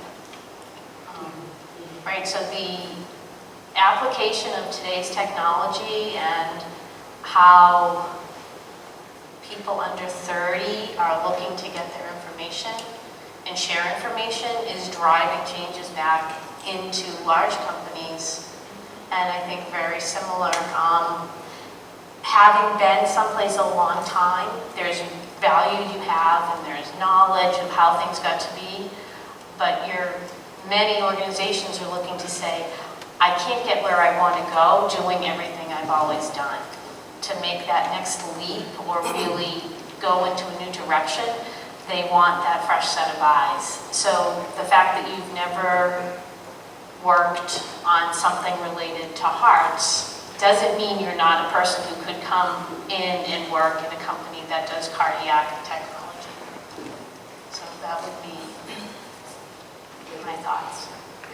Because if you always do what you always did, you always get what you always thought. One of my favorite quotes. Judy? Yes, from a sales and marketing perspective, what I am seeing is knowledge of specific software skills, especially in CRM, customer relationship management, and email marketing and other comprehensive tools that will help you create a plan and execute a plan and measure it. Metrics are extremely important. Being able to study the results and discuss them and present them and understand what they mean. 30 years ago, we would wing it, and if it worked, it was great, but now we have to prove it, that it works. Very good. Well, that concludes the panel questions for me. There's one last pearl of wisdom, and then we'll open up the questions to the floor. Our final pearl of wisdom comes from Dr. Sherry Shapiro, He's the president of Fluel Medical, and he's the longest-standing MDG board member. And I have the privilege of working alongside of him. And he's a phenomenal guy. If you don't know Jerry, you should know Jerry. That's almost a politician's introduction. First, I'd like to share with you a little bit of wisdom from 50 years of being in the industry. The most important person is what Regina said, it's the patient. How do you know what the patient wants? And we'll get close to the patient and talk to them. So in my experience, the way you get that is you do in-service training. I learned from a very long experienced medical device salesman that doctors learn nothing unless there's a patient in front of them. So while you're doing in-service training, take the opportunity to talk to the patient. Not about so much the medical symptoms and drugs they're taking for their disease, but what is it like to be a patient? I treat urinary incontinence, which is not life-threatening, but it kills the quality of life of the patient. And when you're in the exam room, you talk to the patient, she talks to you about her embarrassment when they're holding her grandchild, and he says, "Grandma, how come you smell like me?" Because they're both wearing diapers. So get close to the patient and learn what they need. So I'd like to talk to you a little bit about preparing before you start networking. One of the difficulties that many people have when they're in the job search is it's about them. So you have to put a little bit of distance between you and the search. One way to do that is to think of it as a sales process. What's the product? You. But we have to make some distance. Imagine a box. Maybe it's the Lisa box or the Jerry box, whatever the box you want to name it. But when you sell that box, what are its qualities? What are its experiences? What are its capabilities? What does it mean to an employer? Now, an employer or a hiring manager is a person. And they're going to hire you because you're going to make them look good. So what are you going to put on that box that's going to make them look good? So you have to know who the hiring manager is or something about them, and then put those sales things in that box. You have to have some marketing materials. You might have a resume. Is the resume going to be a list of all your education? Maybe at the end. But remember, who's the customer, the hiring manager? How can you make that manager look good? By telling them what you can do for them. Not about you, but what you can do for them. And it's always about the customer. So your resume should start off with things you can do for them in a short summary. Now, the manager is not going to want to read your resume while you're standing there, so you need another little document called the networking sheet. And Eric is the expert in this. So just a one-page summary that you can maybe even carry with you if you need to give it out to someone who's interested. So now you've got the preparation to start networking. Now in your handout today is this big chart on how to work a room. And this was given to us by Diane Darling, and she was actually going to present today, but she had another commitment, so make believe I'm Diane. And the first thing is, the goal of networking is to establish contacts. Now in today's world, you find people walking around and they've got the earbuds on and looking like this, and they don't even know what it means to talk to another person. Business is about people. It's about people-to-people interaction. Network is about people. So you've got to be able to talk to people in a nice, non-threatening way. So the first thing is to decide what your goals are. And one way to do that is to first sit down by yourself in a quiet place and think about, what do I really want to do? Is there some disease in my family I'd like to cure? Well, one of the brilliant students I work with started a company called Nephrogen. And they have a way of growing kidneys so that the patient doesn't need dialysis because they can grow a kidney with their own tissue. And there's no rejection because it's their tissue. And why do you do that? Because his mother has polycystic kidney disease. It's inherited. He's going to get it when he's 22. So that was his motivation. So find your motivation. A disease, a company. Second, think about the 3 top companies you'd like to work for. Maybe you've heard about them. Maybe they do something you feel. Maybe they're interested. Now you're ready. So go to your networking session. The first thing you do is you walk up to the person who's running the meeting and say, hey, I'd like to meet somebody from J&J, in particular the people that work in orthopedics. Who's here that you can introduce me to? That cuts out a lot of the random trying to find people. Second, have a 30-second elevator pitch prepared. Not about, well, I went to MIT and then I went to Harvard and then I went to this and that. Yeah, great. But what are people going to be interested in? 30 seconds. Then make it not all about you. You'll see people gather together. You walk up to them. You don't walk up and say, "Hi, I'm Jerry Shapiro and I want to introduce myself." You walk up to them and you stand next to them. And you listen. And they'll say, "Oh, what's your name?" And they'll include you in that group. And then you become part of that little discussion. And then you sort of talk about a little bit about what you can contribute to the group and what they can contribute to you. But don't get stuck there. Because what you need to do is get people's cards. If you're going to go to a meeting like this, you should have a card. It doesn't have to be much. It could be just your name and your email address, maybe your phone number. That's all. Just so that people can contact you later. So when you're in a networking meeting, you make an introduction, you get to know people, you establish a relationship, and then you say, "Can we get together for coffee next week? What's a good time for you?" So then that way you minimize your time with each group and you maximize the number of people that you can contact that are in that room.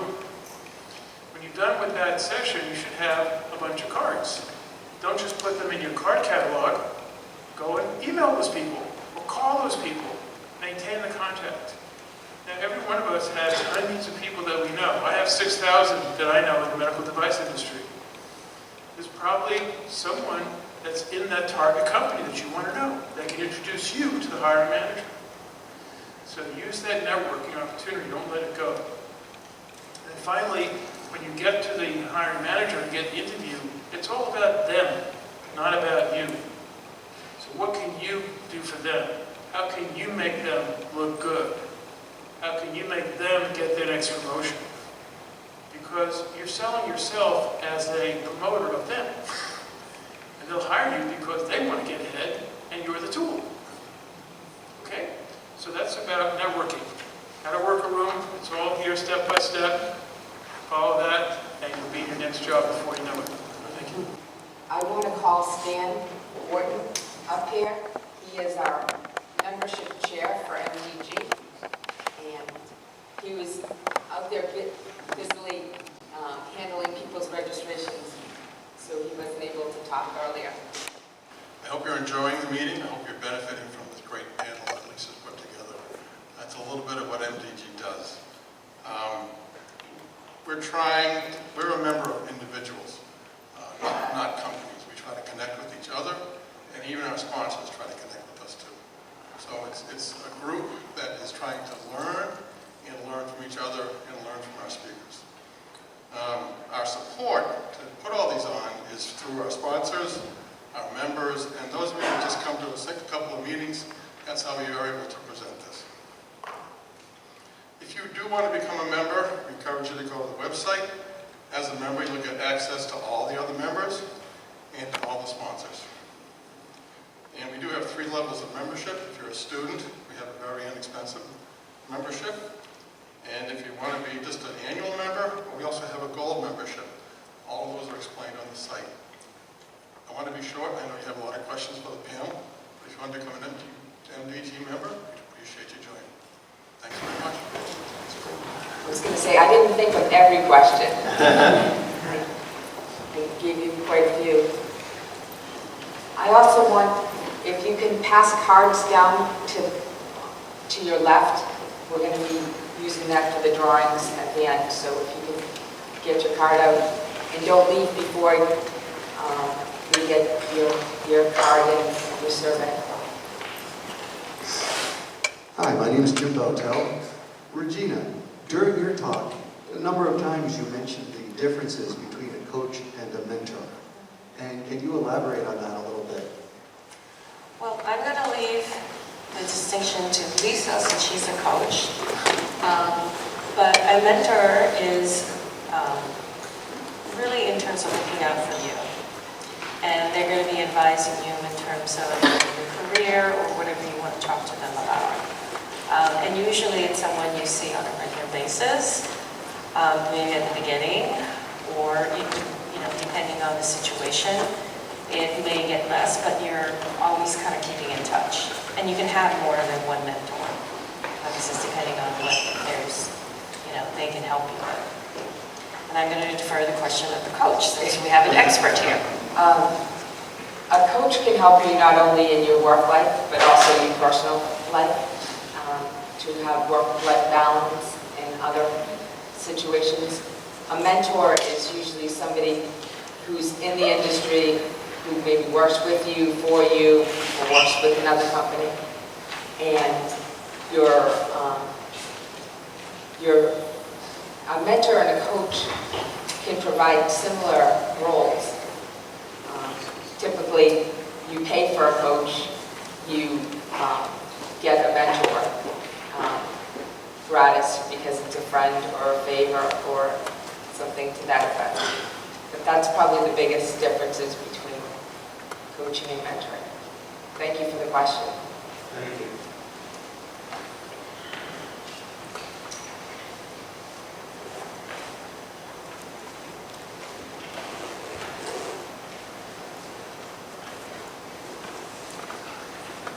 Do we have other questions? Yes.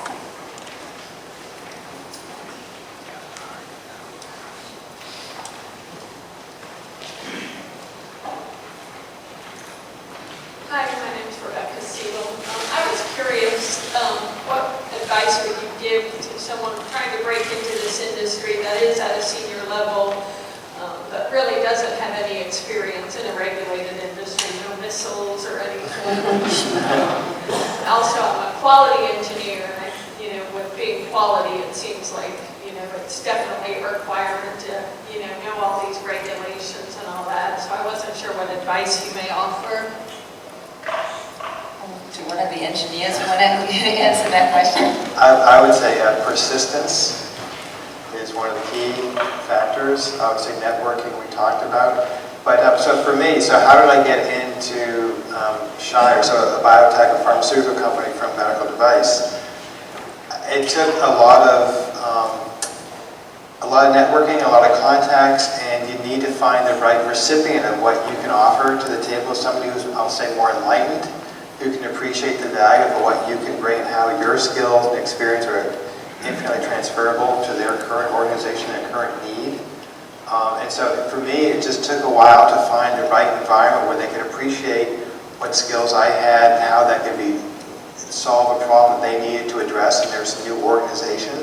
And it's a lot of that persistence. And so a lot of people would say, you got a great experience or whatnot, but they want to see people who have that type of background. And so you're going to have to push a little bit harder to say, this is my quality experience. And so you're trying to satisfy existing regulations or requirements and quality issues and challenges, and you address those in your previous role, and how those can carry over into this new role. A lot of it, the nomenclature may change, but you're trying to do the right thing. And the same thing. I think it's just trying to find that right recipient that can be receptive to that. It's patience, it's a lot of persistence. Can I add something to that? So what industry are you in right now? Consumer electronics, audio electronics. Because what I was going to add to what Steve had said is really, if you can find someone who is in quality in the industry, there's, for lack of a better word, quirkiness in terms of, and it is different because it's regulated. There's more in terms of the clean room, a lot of times that you have to be concerned about. And so the more you can learn about in terms of at least the company or the device that you want to be working on, the more you can learn from someone else, then I think in terms of problems, in terms of quality, it's really across the board. And so to what Steve was saying, you can say how your experience in terms of consumer, how you solve that problem and apply it to a medical device in terms of quality. I think that will go a long way as well. Because what they're looking for is really problem solvers, or someone who can come up with a processes. So, you have a standard operating procedure, or SOP. Believe it or not, there are companies that don't have SOPs, and they really need them if they want to have a good quality system. So if you have experience in terms of documentation, in terms of SOPs, and you can sort of tailor it to what it is in the devices, I think you have a better shot than someone who just says, oh, I have quality experience. I mean, the reason a company is looking to hire people is because they have a problem that needs to be solved. So how can you solve that problem?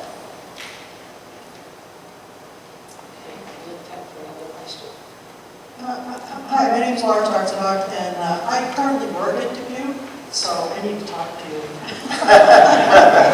my tech. It was a while ago. It was a while ago. It was in my tech. Oh my God. So, I was fortunate that I managed to get a contract job. I came from the high-tech industry. I was like 20 years at Hewlett Packard,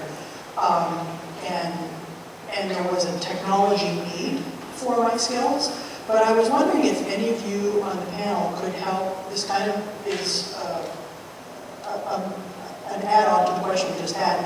Any places that you guys could recommend where people who are not from the industry could get themselves immersed in that language, in the jargon, in the 3, 4, 5-letter acronyms that are important, and some of the regulatory 101s that you need to know. I'm fortunate again, I got in a company and they sent me through programs for best manufacturing, good manufacturing processes, and claims management and all that sort of stuff. But any sources for knowledge that you could share with other people in this group that could help us kickstart our education so we don't sound like dummies when we come to it. I'll take a first stab at this one because MDG, you're at the right place.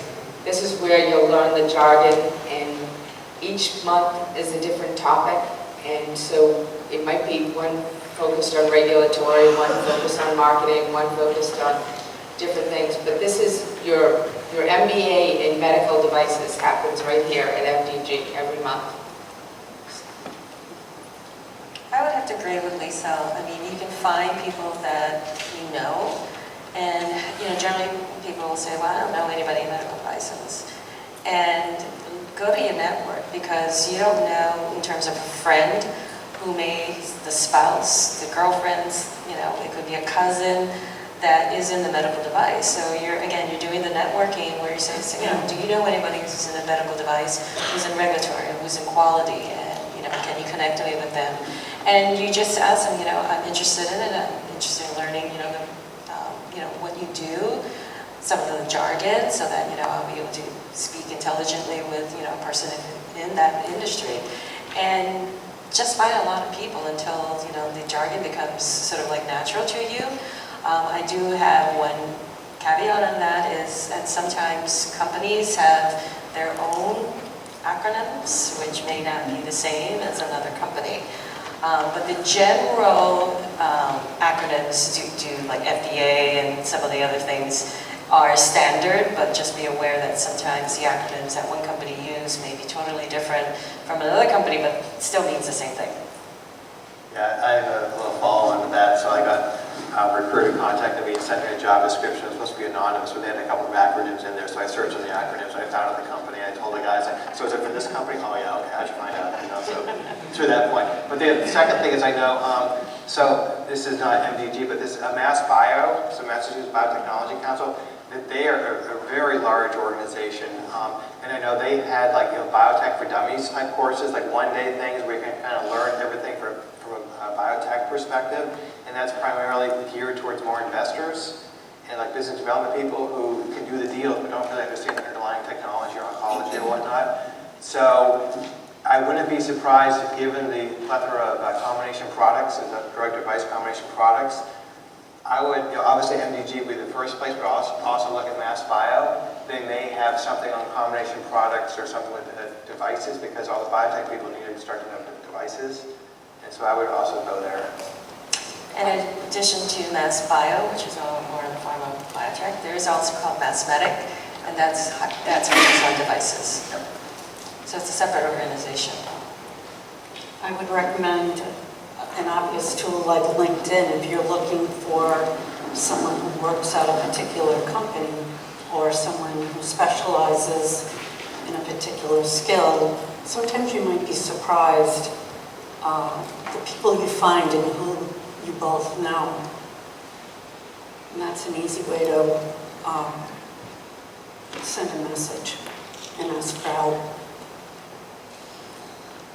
And I would just offer one other thought is there are several companies like that are learning companies and consultants that they do industry, but they also do medical device. And if you associate with them, you then have an opportunity to be placed in a medical device. And maybe it's just for 3 months, but you will then learn something more. And now you can say, well, I have some experience there.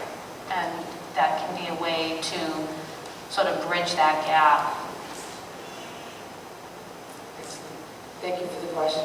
Thank you for being an excellent audience tonight and making it out through the monsoon.